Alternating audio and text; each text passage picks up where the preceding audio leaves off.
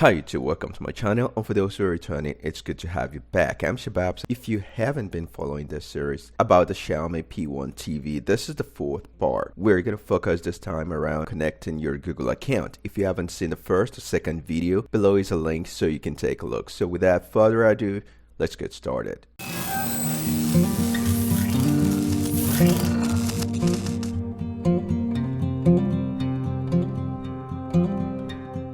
We're going to start by setting up Google TV for the first time. In part 3, we showed how to basic setup, which is a bit different. Now, there are two things that you're going to need before we continue. One, a Wi-Fi connection, and two, a Google account. On the screen, we have a message here to finish setting up your TV. Add a Google account to make the most of your TV. We are going to connect our Google account right now and see what else we can do with our TV. Again, to finish setting up, you can either just go to details or you can just come right up here to settings and click on finish. Setting up your TV. So that's what we're going to do. We're immediately taken to the next screen and prompted to either sign in to be able to get new apps, recommendations, etc., or just skip. So I'm going to sign in using my Gmail, not Hotmail or any email, but Gmail. The layout of the keyboard here is actually very easy and straightforward. The letters are easy to access and the numbers also. Next, you're prompted for a password. If you have the two-way verification set up, you should receive the confirmation on your cell phone or tablet. After successful verification, next option is Google Assistant. With the Assistant, you can perform voice search, ask questions, and complete tasks on your Android TV. You should just go ahead and press continue, as the process is made much easier from here. Then you're taken to services and privacy. Select continue. On the next screen, you can choose to turn on or not. Get personal results, which is basically using your voice to get your email, calendars, payments, etc. I'm going to choose no thanks.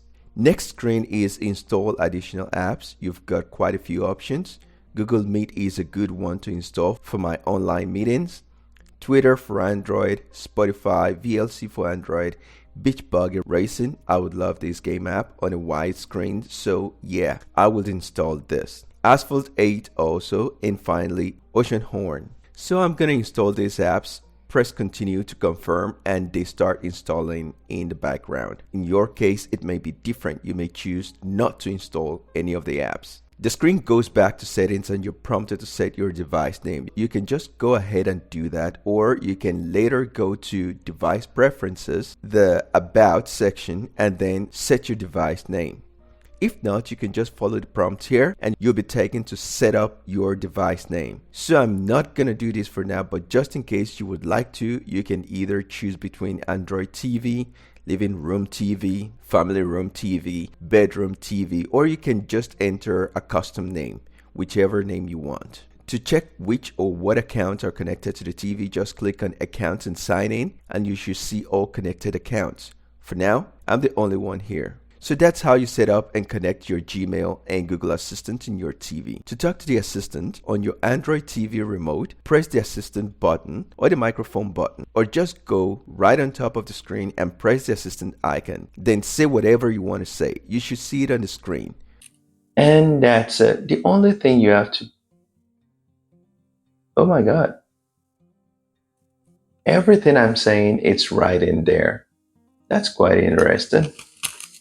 To make sure Assistant can hear you, speak close to the remote's microphone, or just ask a simple question. For example, open YouTube.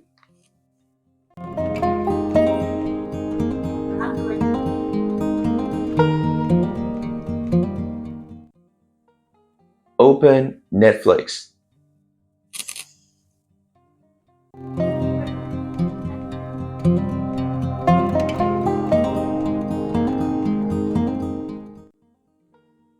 That's it.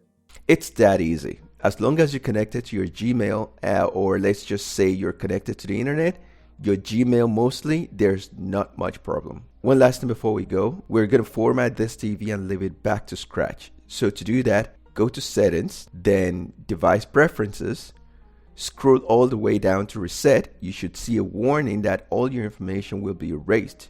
You have the option to either cancel or reset. If you would like to continue, select Reset to proceed and you'll be prompted again to confirm because after this action, you can't reverse it.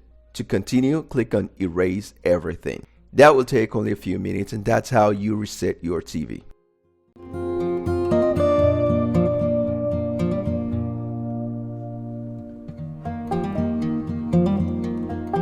So I've had quite a couple of smart Android TVs. Now I have this. I have nothing to complain about this TV, at least not yet. This guy looks great. It's still my first week with it, actually my first day, so I can't really say much. I might update after some time using it, but as of now, everything about it is great. Hope this video has been helpful and has given you enough information on how to connect to Google, sync your Gmail, voice assistant on the Xiaomi P1 TV. I appreciate your time watching this video. If you have any questions, leave them below. Also, let me know what you think about the TV in the comment section, or if you already have some experience you might want to share. Don't forget to give us a thumbs up, subscribe to our channel, and hit the bell button so you get notified when we upload new videos. Thank you for watching, and as always, see you soon.